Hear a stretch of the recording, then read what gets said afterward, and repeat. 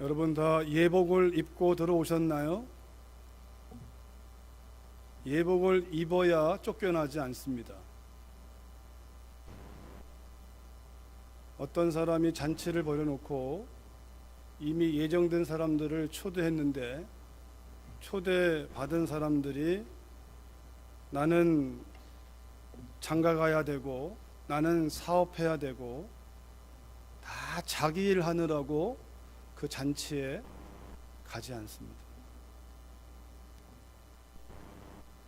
우리가 하나님의 나라와 그 나라의 은혜를 누린다고 하는데 우리의 관심이 하나님 그분의 뜻에 있는지 아니면 내 뜻에 있는지 살펴야 되고, 그 주인이 아무도 오지 않으니까 길거리에 나가서 닥치는 대로 만나는 대로 다 데리고 와라. 그런데 그렇게 해서 온 사람들이 가만히 보니까 예복을 입지 않은 사람이 있습니다. 여러분, 누구나 올 수 있지만 반드시 예복을 입어야 됩니다. 예복을 입지 않고 있으면 그날에 이르러 쫓겨납니다. 그 입어야 할 예복은 예수님의 피 묻은 옷입니다. 이 옷이 얼마짜리인가를 말하는 것이 아니라 여러분과 저의 심령에, 이 마음에 그 옷을 입었느냐 이것입니다. 여러분, 우리가 항상 입어야 하고, 이 시간만이 아니라 이 시간은 더더군다나 그 이름의 옷을 입어야 됩니다. 그리스도 예수로 옷 입고 사는 것이 신앙생활이고, 예배는 말할 것도 없습니다. 그분의 옷을 입지 아니하면 우리의 예배는 종교일 뿐입니다. 여러분, 이 질문을 한번 좀 보시겠어요? 좀 작게 보입니까? 제가 읽어드릴게요. 예배가 감사입니까? 은혜를 받기 위한 수단입니까? 선교가 특권입니까? 축복을 받기 위한 수단입니까? 교육이나 훈련이 겸손입니까? 아니면 스펙을 쌓기 위한 수단입니까? 사역이나 봉사가 헌신입니까? 아니면 인정을 받기 위한 수단입니까? 성도의 교제가 섬김입니까? 아니면 자신을 드러내는 수단입니까? 거듭나지 못한 죄로 인하여 타락한 우리의 본성은, 그리고 그런 사람들이 지배하는 세상은 예배가 은혜를 받기 위한 수단입니다. 예배 드리면 은혜 받으니까, 예배 드리면 복 받으니까, 선교하면 복 받으니까, 교육 많이 받으면 스펙이 쌓이니까, 봉사하면 인정을 받으니까, 교제하면 나를 드러낼 수 있으니까. 이것은 교회의 모습이 아닙니다. 이것은 신자의 삶도 아닙니다. 그것은 세상입니다. 세상은 나한테 잘하면 잘해줍니다. 세상은 나한테 못하면 못해줍니다. 그러나 신앙 공동체인 교회, 거듭난 삶은 은혜를 받았기 때문에 잘하는 것입니다. 은혜를 받았기 때문에 선교하는 것입니다. 그 은혜 아래 서보니까 부족함을 알기 때문에 배우는 것입니다. 은혜를 받았기 때문에 헌신하는 것이고, 은혜를 받았기 때문에 섬기는 겁니다. 이것이 교회입니다. 이것이 하나님의 은혜입니다. 언제나 은혜가 먼저입니다. 하나님이, 우리가 하나님을 향하여 뭔가를 뇌물을 바쳐야 하나님이 몇 갑절 주는 게 아니라 하나님의 은혜가 우리 안에 들어와야 우리가 예배 드릴 수 있는 겁니다. 여러분, 이걸 뒤집지 않기를 바라요. 뒤집으면 율법입니다. 뒤집으면 우리가 하나님의 마음을 달래기 위해 예배하는 것이 아니라 하나님의 은혜를 받은 자기 때문에 예배하는 거예요. 하나님이 찾아오시기 때문에 하나님께 할 수 있는 것이지, 하나님이 찾아오지 아니하면 아무도 하나님을 찾아갈 수 없습니다. 세상은요, 빌립보서 3장 4절 6절에 보니까 우리의 오해가 있는데 신자의 오해도 다르지 않습니다. 그러나 나도 육체를 신뢰할 만하며 만일 누구든지 다른 이가 육체를 신뢰할 것이 있는 줄로 생각하며 나는 더욱 그러하다. 외적으로 자랑할 게 많다는 겁니다. 나는 8일 만에 할례를 받고 이스라엘 족속이고 베냐민 지파고 히브리인 중에 히브리인이고 율법으론 바리새인이고 열심으론 교회를 박해하고 율법에 의로는 흠이 없는 자고 가정적으로는 부모님 부자고 신분적으로는 로마의 시민권자고 모든 걸 다 가졌습니다.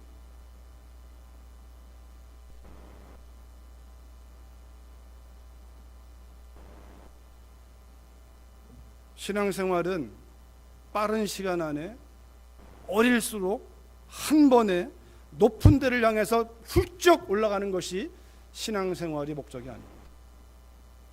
이처럼 이것이 고백하는 사람이 사울인데 사울이 혈통적으로나 학문적으로나 그 가지고 있는 백그라운드가 모든 것이 탁월한데 그래서 그만큼 자기는 의롭다라고 생각해요. 나는 의롭다. 끊임없이 그 위로 올라갔습니다. 여러분, 이럴 때는요, 내가 의롭고 이럴 때는 하나님 만날 수 없습니다. 하나님이 찾는 심령은 상한 심령이고 하나님 찾는 심령은 자기가 의롭지 않다는 사실을 깨달은 자가 하나님 만날 수 있습니다. 하나님이 찾는 사람은 의사가 병자에게 필요하듯이 예수님은 의인을 찾으러 오지 않았습니다. 죄인을 찾으러 왔습니다.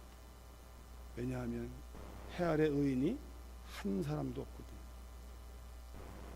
모든 사람이 죄를 범했음에 하나님께 그 영광에 도달할 수 없는, 여러분, 이 땅에는 천하 인간의 구원을 얻을 만한 이름이 없습니다.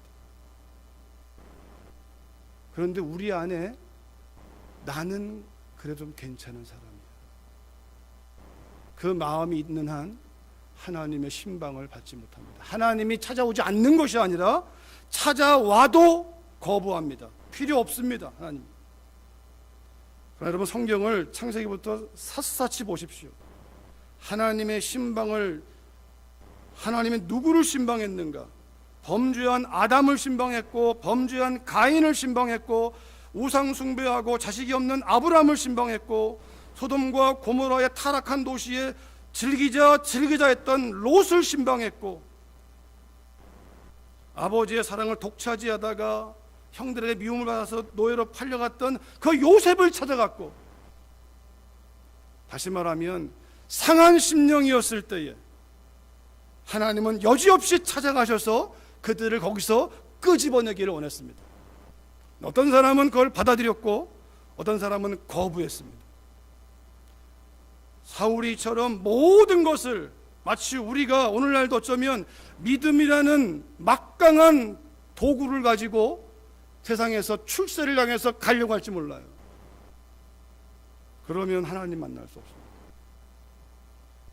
하나님의 신방을 알아차린 때는 사도행전 26장에 있는, 오늘 본문 앞쪽에 나오지만 사울이 고백하는 내용이 이렇게 나옵니다. 예루살렘에서 이런 일을 행하여 대제사장들에게서 권한을 받아가지고 많은 성도들을 옥에 가두며 또 죽일 때에 내가 찬성 투표를 하였고 또 모든 회당에서 여러 번 형벌하여 강제로 모독하는 말을 하게 하고, 이 말을 좀 더 확대하면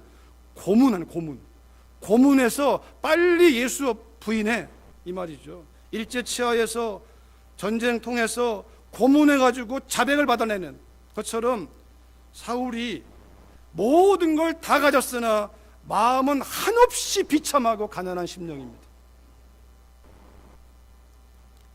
강제로 모독하는 말을 하게 하고 그들에 대하여 심히 격분하고 외국까지 나아가서 박해하고 그 일로 대제사장들의 권한과 위임을 받아 다메섹으로 가던 중에 주님의 신방을 받습니다.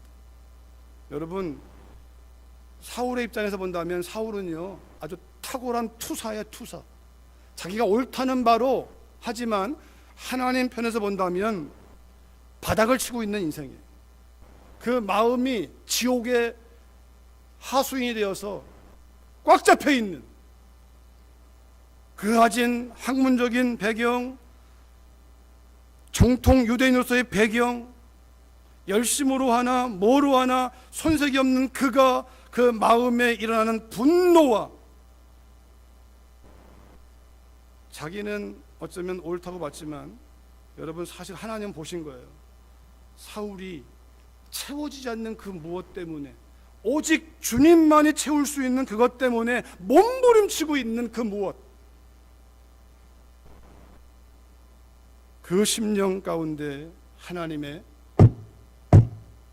놓고 가셨던 거예요. 여러분, 여러분의 마음은 어떻습니까? 여러분의 마음이 아무 일이 없는 것처럼 그렇게 앉았다가 가보신다면 이 예배는 아무 의미가 없습니다.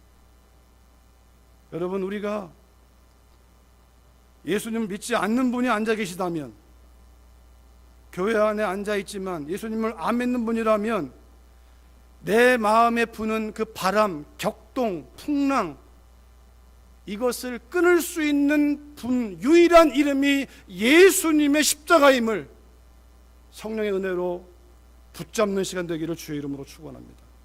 그러나 그 예수님을 믿는다고 하는데도 격동하고 있다면 그 믿음을 의심해 봐야 됩니다. 난 진짜 믿는가? 내가 진짜 예수님을 믿고 있는가? 아니면 그 믿음이 아닌 다른 것으로 나를 지금 속이고 있는 그 무엇을 봐야 됩니다. 하나님의 콜링입니다. 회개하고 돌아오라는 콜링입니다.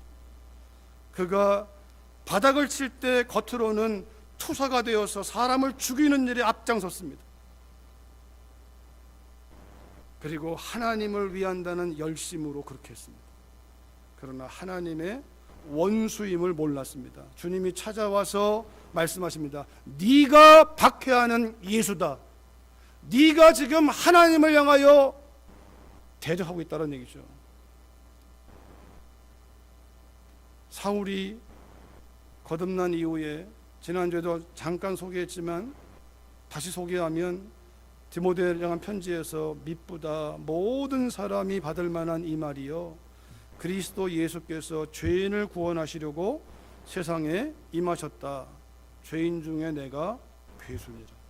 그리스도 예수께서 죄인을 구원하시려고. 왜냐하면 이 땅에 사울은요, 자기가 계속 의로움을 추구하면 그 도의 경지에 오를 줄 알았는데, 이거는 가면 갈수록 마음이 채워지지 않는 거예요.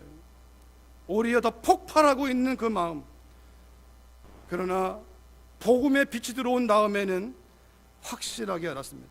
이 땅에는 의로운 사람이 한 사람도 없구나. 그리스도 예수께서 이 땅에 오신 이유는, 하나님이 십자가에 죽어야 되는 이유는 우리를 살리기 위한 유일한 길이기 때문에, 바로 나의 죄를 위하여 대신 죽으시기 위하여 오셨다는 사실이 그 빛 가운데서 드러나는 거예요. 죄인을 구원하시려고. 이 말은요, 나는 죄인이 아닙니다 라고 여기는 사람은 구원받지 못합니다. 구원이 임하는 사람은 주님의 신방을 받는 사람인데, 주님의 신방을 받는 사람은 내가 잘 살았기 때문에 내 모습을 내놓는 게 아니라 나의 비천함을 내놓는 사람이 주님의 신방을 받는 사람.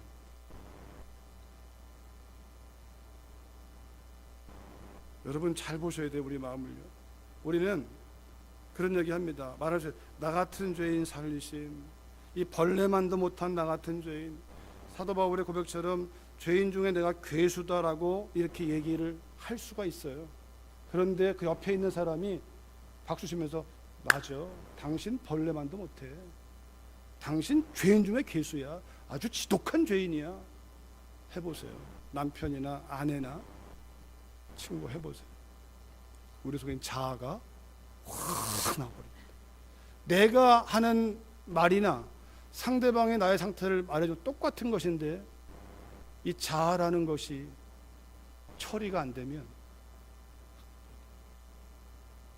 우린 십자가가 무엇인지를 다시 또 무너뜨려 버립니다. 죄인 중에 내가 괴수입니다. 사울이 올라간 만큼 그는 뭡니까?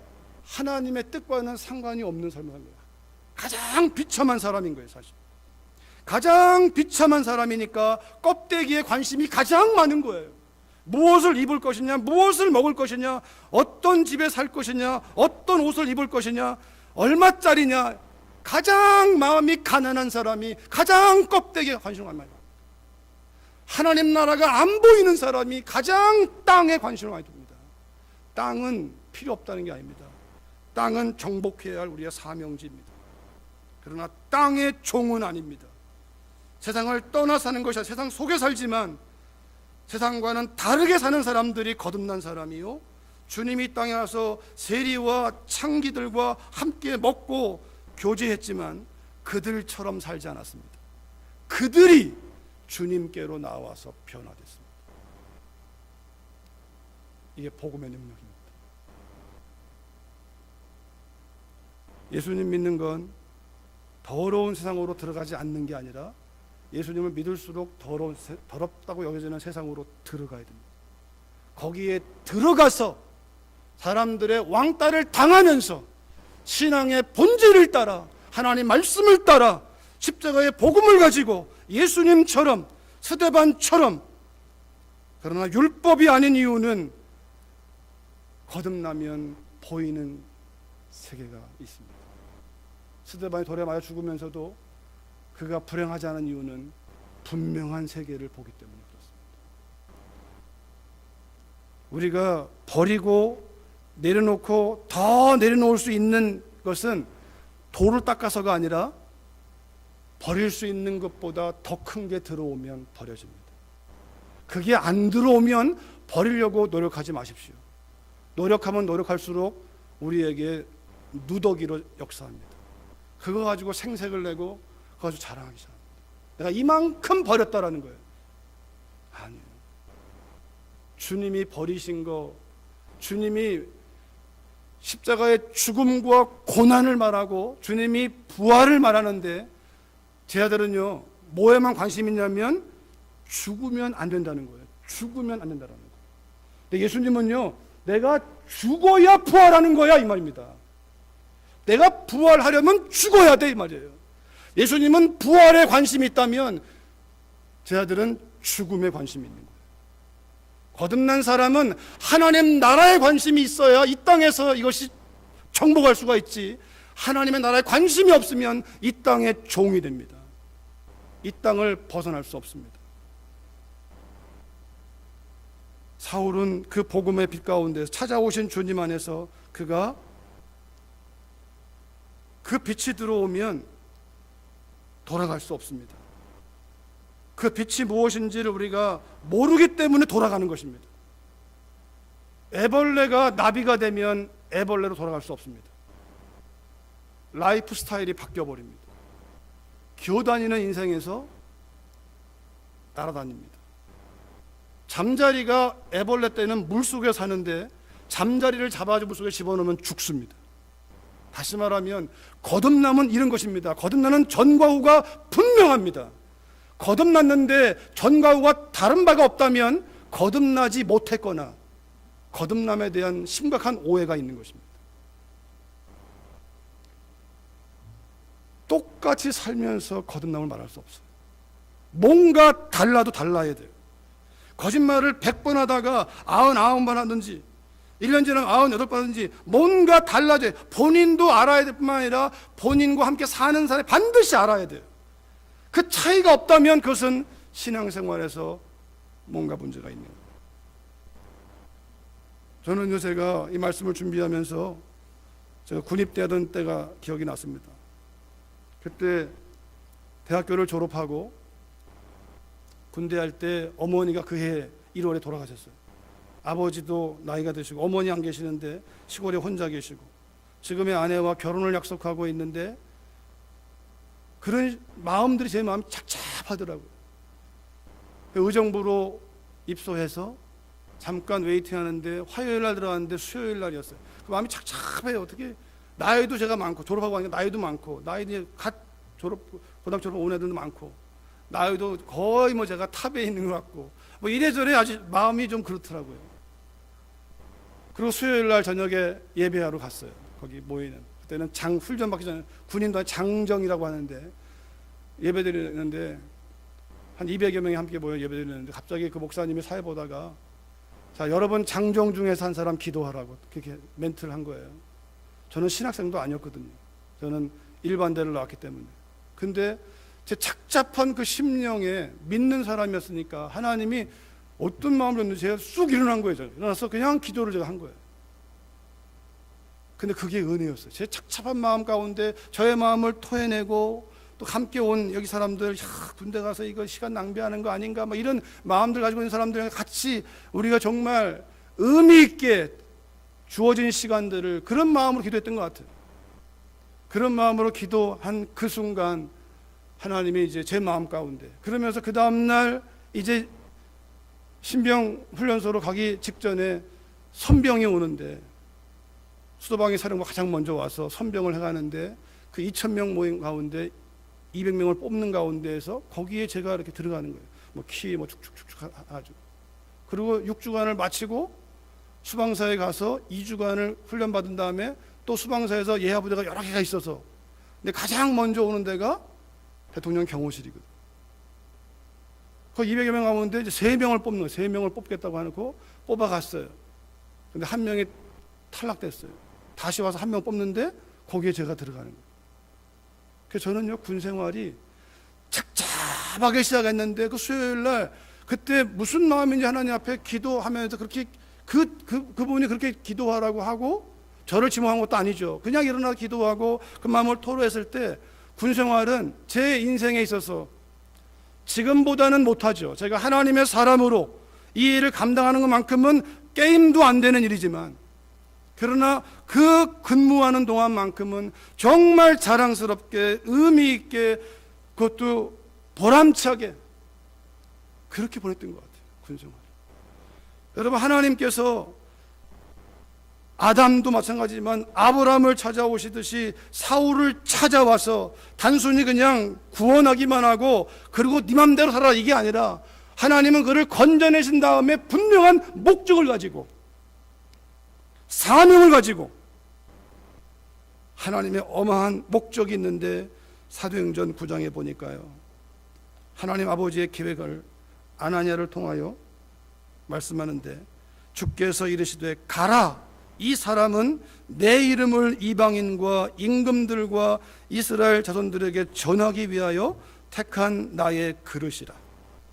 이방인들에게, 왜냐하면 사울이 길리기아 다소 출신이니까 이방의 문화도 능통하고, 또 유대인이니까 유대의 문화도 능통하고, 그런데 그가 자기의 야망을 위해서 자기의 열심으로 할 때는 하나님을 몰랐는데, 그의 마음에 비참함이 드러났을 때 주님을 만나니까 하나님이 그의 지식과 그의 배경을 쓰신 것이 아니라 그의 마음을 쓰신 겁니다. 나의 그릇이라, 그가 내 이름을 위하여 얼마나 고난을 받아야 할 것을 내가 그에게 보이리라. 하나님의 계획입니다. 사울을 쓰고자 하시는 이 청년, 핍박자요, 포행자요, 반역자인, 복음의 반역자인 사울을 쓰고자 하시는 하나님 아버지의 마음. 사도행전 26장에 보니까 16절에 간증을 통해 나오는데, 일어나 너의 발로 서라. 내가 너를 나타난 것은, 너를 찾아온 것, 너를 구원하는 것은, 여러분, 구원은 하나님의 신방이 구원입니다. 우리가 뭘 하는 게 구원이 아니라 하나님의 신방을 받아들임으로 인해 그분이 찾아오신 것을 예스할 때 구원이 이루어지는 거예요. 완성되는 구원이 시작되는 거예요. 구원의 시작을 완성으로 보시면 안 돼요. 예수님을 믿을 때 구원이 시작이 됩니다. 하나님 품에 갈 때 구원이 완성이 됩니다. 그 사이에 우리가 성령을 따라 구원을 이루어 가야 되는 사명이, 순종하는 삶이, 성령을 따라가는 삶이 여기에 있는 것입니다. 내가 내게 나타난 것은 내가 나를 본 일과 장차 내가 내게 나타날 일에 대하여 너로 종과 증인을 삼으려 함이니. 증인이란 단어는 본대로 들은 대로 말하는 사람이에요. 다시 말하면 보지 않고 말하면 위증죄입니다. 듣지 않은 걸, 직접 듣지 않은 것을 말하면 거짓말입니다. 본인이 직접 보고 들은 것. 종은 무엇이냐면 말씀하시는 대로 따라가는 겁니다. 사울을 종과 증인으로. 여러분, 하나님의 종이야말로 가장 탁월한 삶 아니겠습니까? 이 땅에서 대통령이라는 말만 들어가도 권력이 나오는데, 하나님의 종, 하나님의 증인, 하나님의 대사, 여러분 이 사명에 눈이 뜨였는지 살피시기 바랍니다. 믿는 자라면, 거듭났다라고 믿는다면 나에게 사명은 무엇인가? 하나님의 말씀의 종이 되어 하나님 나라의 대사가 되어 내가 지금 무슨 일을 하고 있는가? 하나님은 사울을 사명자로 부르네요. 거기서 그 비참에서 끄집어내어서 그를 놓은 것이 아니라 그를 사명자로 쓰시기 위하여 먼저 거듭나게 하셨습니다. 오늘 본문 9장 17절과 18절에 보니까 아나니아가 떠나서 그 집에 들어가서 그에게 안수하여 이르되 형제 사울아, 주 곧 네가 오는 길에서 나타나셨던 예수께서 나를 보내어 너로 다시 보게 하시고 성령으로 충만하게 하신다. 이 아나니아도 사도행 22장에 보면요, 율법에 따라 경건한 사람이에요. 유대인이에요. 정통 유대인이에요. 그런데 사울보다 먼저 예수님을 만났습니다. 예수님 만난 아나니아를 통하여 하나님은 사울을 깨우시는 거예요. 거듭난 사람이 거듭나게 합니다. 거듭나지 못한 사람은 거듭나게 할 수 없습니다.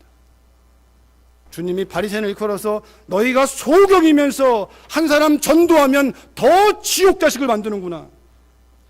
거듭나지 못한 사람은 내가 종교인이기 때문에 내가 만난 사람을 더 종교인 만들어 버립니다. 그러나 거듭난 사람은 하나님의 나라가 무엇인지를 보는 사람이기 때문에 아나니아가 사울에게 안수하니까 성령으로 충만케 한다고 하니까 즉시 사울의 눈에서 비늘 같은 것이 벗어져 버립니다. 이 비늘은 요즘에 마치 눈이 잘 보이기 위해서 라식 수술하거나 백내장하는 수술 그런 게 아닙니다. 육안을 밝게 하는 게 아니고 영적인 눈이 떠지는 거예요. 영적으로 죽었던 사울이 살아나는 겁니다. 에베소 2장에 허물과 죄로 죽었던, 영적으로 죽었던 너희를 그리스도의 복음 안에서 다시 영이 살아납니다. 영적으로 살아납니다. 성령에 의해서 우리의 영이 살아나고 그 영이 이제 마음을 지배하는 것이 성화의 과정인데 이 눈이 떠져야 됩니다. 영적인 눈이, 세상을 바라보는 눈이 열려야 됩니다. 사람을 보면 외모를 보고 키를 보고 가진 바를 보고 판단했다면, 영적으로 살아나면 그 사람이 부자든 가난하든 배웠든 못 배웠든 권력이 있든 없든 그거에 따라 사람을 판단하지 않습니다. 그냥 한 영혼일 뿐입니다. 아무리 부자여도 생명이 없으면 불쌍한 영혼으로 알고 복음을 전하는 것입니다. 아무리 가난하게 살아간 것처럼 보여도 그 안에 예수의 생명이 있으면 존귀하게 여기고 존중하고 사랑하는 것이 예수의 생명의 특징입니다. 그러기에 진정한 교회는 사람을 외모로 판단하지 않습니다. 생명이 있느냐 없느냐, 이것이 가장 중요합니다. 생명이 있다면 그가 사명을 가지고 살아가느냐 안 살아가느냐. 주님이 요한복음 12장에서 말씀하십니다. 예수께서 외쳐 이르시되 나를 믿는 자는 나를 믿는 것이 아니요 나를 보내신 이를 믿는 것이며 나를 보는 자는 나를 보내신 이를 보는 것이니라. 주님은 한 번도 하나님과 별개의 신을 만든 적이 없어요. 그런데 사울이 유대교에서 배웠고 조상의 전통에서 배운 것으로 그는 세뇌를 당했는데, 성경이 말하는 진리가 아니라 인간이 만든 전통과 그 틀에서 예수가 또 다른 신을 것처럼 그렇게 속아서 착각을 해서 예수 믿는 사람을 핍박한 거예요. 근데 예수님의 이 말씀 보십시오. 나를 믿는 자는 나를 믿는 게 아니다. 다시 말하면 인간의 몸을 입은 이 나는 교주가 아니야 이 말이에요. 나는 하나님이 어떤 분인지 너에게 보여주기 위해서 온 것이고 나를 보내신 그분을 믿는 것이고, 예수님을 잘 믿는다는 것은 예수님의 삶을 가지고 하나님을 예배하는 걸 말합니다.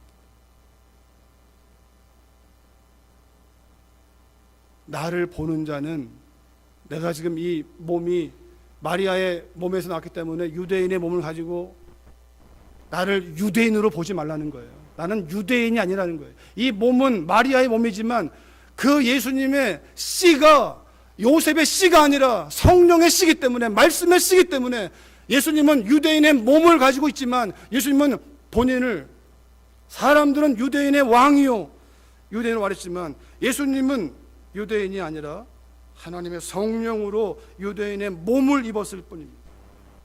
나를 보는 자는 나를 보는 게 아니라 나를 보내신 그분을 보는 것이다.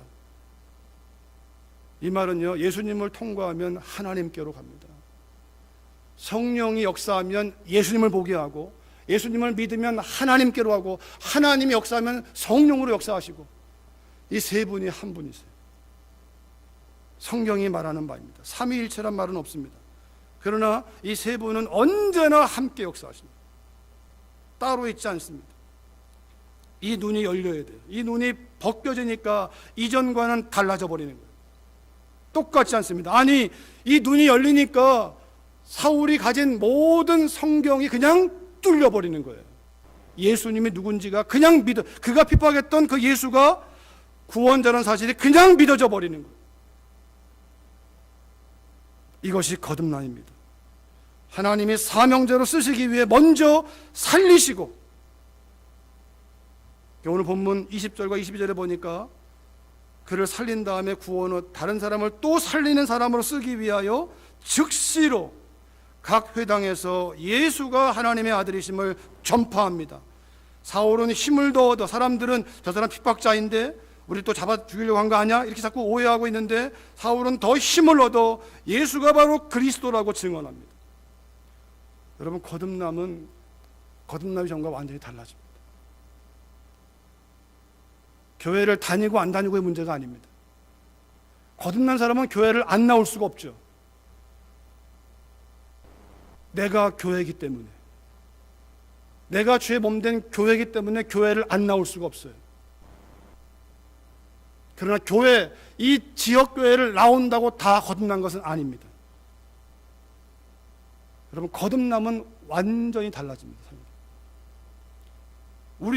적어도 우리 안에 있어서 이 씨름을, 그렇게 우리가 단순히 그냥 믿고 끝나는 게 아니라 그 믿음은 끊임없는 영적인 전쟁을 벌이는 것이고, 우리가 이 거듭남을 이루어가는 과정에 있어서 성령의 도우심을 절대적으로 필요한 것이고, 마귀는 끊임없이 방해할 것이고, 여러분, 아이가 엄마의 뱃속에 임신되면 저절로 자라는 거 아닙니다. 엄마가 끊임없이 먹어줘야, 잘 자줘야, 건강관리 해줘야 되고, 그뿐입니까? 배 밖으로 나오면 끝입니까? 이제 엄마가 할 일 다 했습니까? 네 힘으로 자라가. 그런 생명은 있지 않습니다. 그때부터 더 손이 많이 갑니다. 어디 한번 나가려고 하면 준비가 너무 많습니다. 믿음은, 원리는 간단한데 결코 쉽지 않습니다. 영적인 싸움을 해야 되기 때문에 쉽지 않습니다. 그냥 믿기만 합니다. 아닙니다. 내 자아를 죽이는 일을 매 순간 하지 아니하면, 매 순간 내 마음이 죽지 아니하면 내 생각과 내 느낌에 속아서 우리는 노예가 됩니다. 마귀의 하수인이 됩니다. 태어난 아기는 뱃속에 있을 때보다 더 많은 관심과 돌봄을 필요로 합니다. 우리가 거듭나면 그때부터 땡이 아니고 더 우리가 은혜에 방편되는 말씀 앞에 엎드리고 주님과 시간을 보내는 일을 하루 24시간 쉬지 않고 하나님을 의식하면서, 하나님 의식하지 않는 순간 우리는 다 죄 짓는 것입니다. 내 생각으로 하든 믿음으로 하든 모든 게 다 죄니까. 여러분, 주님이 쉬지 말고 기도하라는 말은 여러분과 저를 향한 내가 너와 함께 있다는 사실을 잊지 말아라, 이 말입니다. 날 찾아, 날 찾아. 괴롭니? 날 찾아. 어렵니? 날 찾아. 외롭니? 날 찾아. 외로운데 남편 찾고, 외로운데 아내 찾고, 그러면 그 남편과 아내가 우선이 되는 것이고, 그때 마귀는 역사하는 것입니다. 주님을 찾으면 진짜로 사랑할 수 있습니다. 주님을 찾으면 진짜로 자녀를 사랑할 수 있습니다. 주님이 우선순위가 되면, 1순위가 되면 진짜로 우리가 사랑을 할 수 있습니다. 주님이 우선이 아니면 우리는 넘어지게 되어 있습니다. 그 눈이 떠지자 즉시로 예수가 하나님의 아들이라고, 예수가 그리스도라고 거침없이 사울이 입을 열어 전하기 시작합니다. 왜요? 그 속에 생명이 들어왔거든. 그 속에 생명이 들어. 나 같은 죄인을 향하신 하나님의 놀라운 사랑이 들어왔거든요. 우리가 그냥 입으로만 하는 주님이 나의 전부라는 것이 아니라 정말 전부라는 이 사실을 우리가 믿을 때 전부이신 주님을 늘 경험하게 되는 것이고, 사도행전 26장에서는 간증을 통해서 더 구체화된 것이 이스라엘과 이방인들에게서 내가 너를 구원하여, 내가 너를 눈을 뜨게 해서, 내가 너를 영적으로 살려서, 영적으로 살아났다는 얘기는 육적으로는 죽어야 한다는 얘기입니다. 그들에게 보내어 그들의 눈을 뜨게 하여, 눈을 떴기 때문에 눈을 뜨게 하는 겁니다. 사울이 본다고 하니까 못 봤습니다. 그런데 하나님이 빛 가운데 그를 눈을 멀게 하고 못 보니까 누구십니까? 그리고 그 눈을 뜨게 함으로 보게 하십니다. 우리가 본다고 말하면, 난 다 알고 있다고 말하면 우리는 모르는 것입니다. 진짜 알면 모릅니다. 난 더 이상 배울 게 없다고 한다면 끝난 겁니다. 우리가 주님 앞에 가면 갈수록 우리는 배울 것밖에 없습니다. 죄인 중에 괴수가 겸손의 고백이 아니라 빛 가운데 있는 모든 사람들의 고백입니다. 다른 사람 볼 겨를이 없습니다. 내 마음을 살피느라.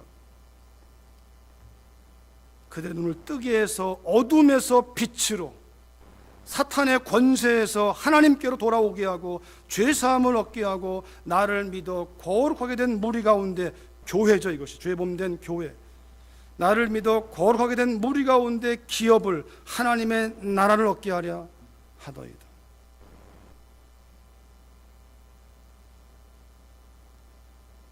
이 사명자로 쓰시기 위하여 그를 거듭나게 하시고 사명을 주시고, 그 다음에는 사울의 지식과 능력과 배경을 쓰는 게 아니라 오직 성령으로 그 인생을 끌어가십니다. 사도행전 1장 8절에 오직 성령이 너희에게 임하시면 너희가 권능을 받고 예루살렘과 온 유대와 사마리아와 땅 끝까지 이르러 내 증인이 되리라 하시니라. 나를 살린 그 생명, 나를 살린 그 복음을 증거하는 데 필요한 것은 오직 한 가지입니다. 성령에 사로잡히는 것. 나의 지식이나 경험이나 능력이나 백그라운드가 아니라, 사울이 그만큼 고난이 많았던 이유는 그가 원치 않아도 그 가지고 있는 많은 백그라운드를 다 내려놔야 되는 거니까, 그걸 의지하면 안 되기 때문에 하나님은 사울을 죽음 직전까지 몰아가십니다. 그런 거 의지하지 말라고, 네 수단 방법 의지하지 말라고, 사람 의지하지 말라고, 사울을 죽음 직전까지 몰아가서 하나님만 의지하라고. 지식이 나쁜 것이 아니라, 돈이 나쁜 것이 아니라, 우리가 그걸 의지하기 시작할 때, 그럴 때 하나님의 역사는 방해되는 거지만, 하나님의 성령께 사로잡혀서 따라가게 된다면, 주님은 이 한 가지만, 성령에 사로잡히면 나의 증인 될 것이다. 다시 말하면 증인 되라가 아니라 증인으로 이끌려갈 것이다, 이 말입니다. 철저하게 신앙생활은요, 우리가 하는 능동이 아니라 수동적으로 따라가는 겁니다. 하나님 말씀하시면 반응하고 나아가는 것입니다. 이것이 성령을 따라가는 사람의 특징입니다.